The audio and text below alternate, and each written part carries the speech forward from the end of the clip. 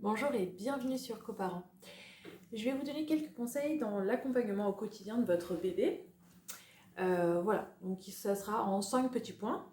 Il y en a plein d'autres, mais moi je vais vous répertorier 5 petits points. Le premier, c'est comment prendre votre bébé. Alors souvent, on aurait une tendance à vraiment les attraper sous les bras. Voilà.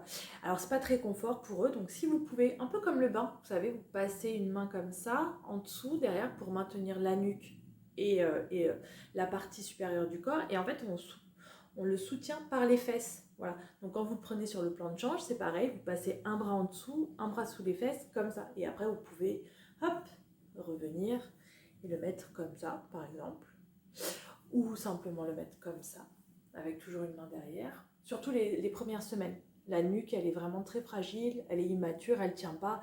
Et à force de le mettre au sol et à force d'aider à ce qu'il acquiert une bonne motricité, du coup, votre enfant va avoir une musculature qui va se développer au niveau de son dos, de ses bras et de sa nuque, ce qui va faire qu'il va avoir de plus en plus un bon maintien.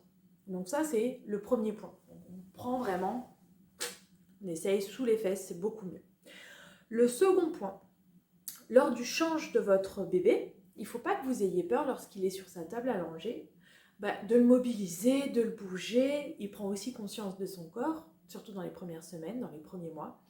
Et il ne faut pas non plus que vous ayez peur de le mettre sur le ventre quand il est sur la table allongée. Pour l'habiller, même vous pouvez délicatement lui tourner la tête à droite, lui tourner la tête à gauche quand il est sur le plan de change, et de mettre par exemple, souvent les petits t-shirts, il y a des petites pressions derrière, voilà. Il ne faut pas que vous ayez peur de je le retourne, je le mobilise, il n'y a aucun problème. On le fait aussi participer en grandissant, ça ce sera plus quand il aura passé 1 an. Quand il est allongé sur la table allongée, on essaie de le faire participer en lui pliant les jambes pour qu'il essaye de lever tout seul ses fesses. Mais oui, comme ça, vous pouvez glisser la couche, mais il devient aussi acteur du change. Et ça, c'est très bien, on le fait participer. Il grandit. Il faut aussi que vous, et ça, ce sera mon troisième point, respecter le rythme de l'enfant. Alors, quand ils sont dans les premières semaines, on sait que c'est un biberon toutes les 3-4 heures, donc effectivement on essaye de tenir ce rythme. Mais petit à petit, après, avec la diversification, on va moduler ce rythme parce que effectivement, quand ils vont commencer à manger solide et plus liquide, du moins plus que liquide, avec des apports de purée, des apports de fruits et des légumes, et du coup, ils vont modifier un petit peu ce rythme, mais il faut respecter le rythme de l'enfant. Donc, toujours bien proposer le matin une sieste pour qu'il puisse se reposer, toujours bien proposer une sieste dans l'après-midi. Voilà. Pareil, quand bébé va commencer à dormir la nuit, vous allez, comme on appelle, faire ses nuits. On va chercher à ce qu'il comprenne que la nuit, on ne se lève pas. Donc, vous allez l'accompagner dans ce rythme-là. Donc, effectivement, un bébé qui se réveille la nuit pour téter ou pour prendre un biberon, prend son biberon dans une semi-obscurité. On essaye d'éviter d'allumer toutes les lumières. On a tout ce qu'il faut pour pouvoir préparer le biberon. Voilà, c'est quelque chose qui se fait un peu à demi dans l'obscurité, c'est vraiment dans le calme. On explique à son bébé, là c'est toujours la nuit, je vais te donner le biberon. Très rapidement, en fait, surtout avec la diversification, les nuits vont s'allonger et vous aurez beaucoup moins besoin de vous lever. Mais si à chaque réveil de votre enfant dans la nuit, vous allumez toutes les lumières et c'est pump it up, voilà, lui, il faut aussi l'aider à comprendre que c'est la nuit et la nuit, on dort.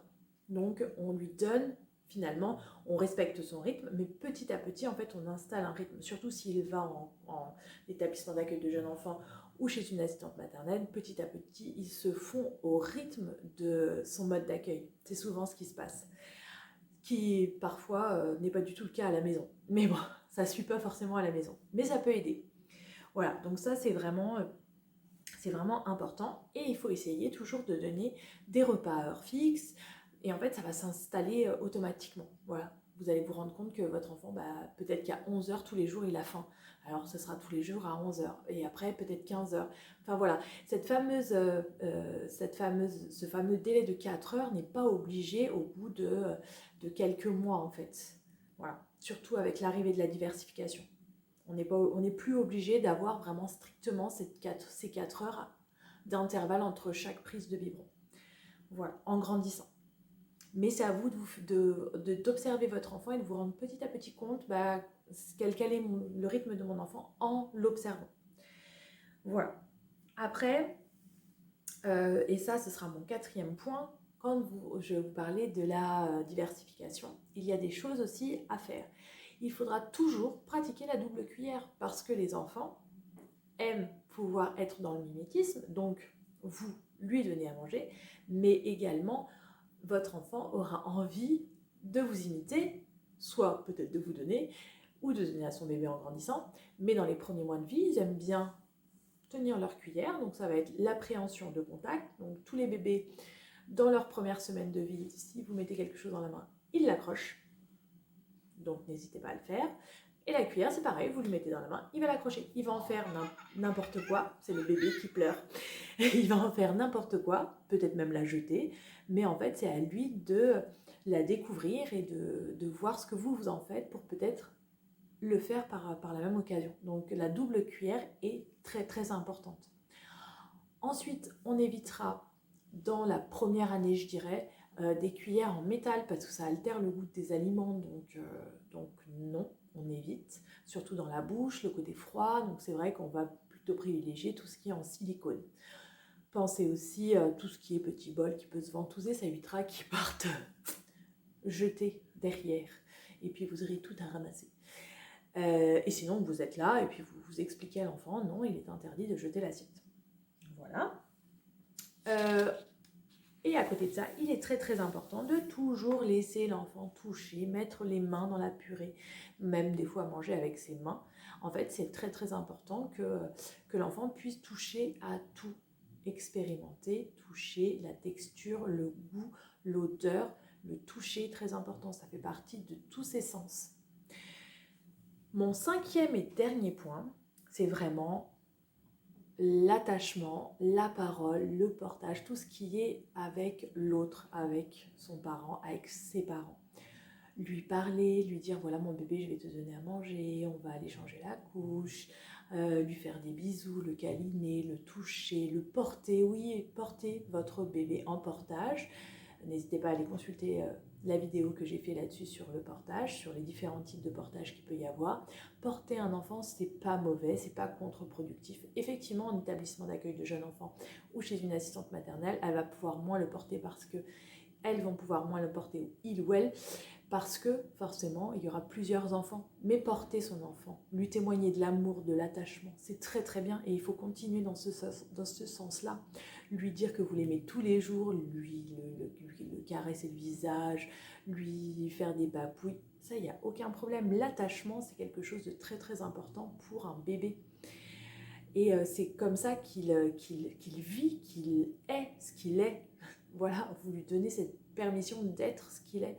Une personne qu'on aime, une personne qu'on câline et une personne qu'on porte, qu'on touche, à qui on parle. Et ça, c'est vraiment moteur pour un bébé de moins de 1 an pour pouvoir grandir.